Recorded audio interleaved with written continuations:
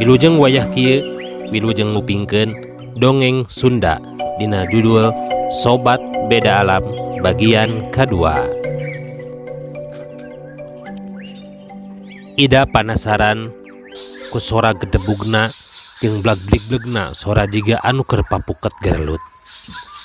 Manehna maksakeun ngaliuk, breh teh katingali ku manehanana aya nini-nini peot anu katingali kaluhur manusa kahandapna sato.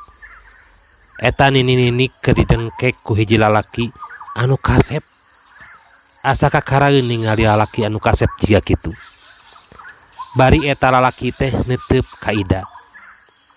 Eta lalaki jiga ngajurungkeun nita indit ka Ida. Gegebah ka Ida. Nyai, gedaka ditu indit. Keun ieu mah urusan kami. Sorana ngagarem nitah ka Ida indit. Tapi aneh, eta lalaki teh ongko kasep, tapi ramok leungeunna eta lalaki teh jiga nyagak jeung ukur 3 ramona. Nah kitu ramok leungeunna. Gerentes dina hate Ida.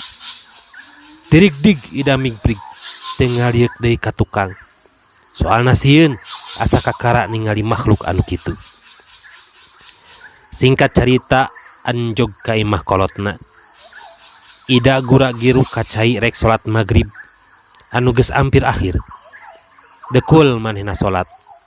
Terus munajat kanu kawasa sagala anu dipikahayangna. Ya Allah, tang tayungan caroge abdi anu nuju nyiar kipayah. Tebihkeun dina kareteg syirik. Teguhkeun kaimananana. Bukakeun lawang rezekina. Amin.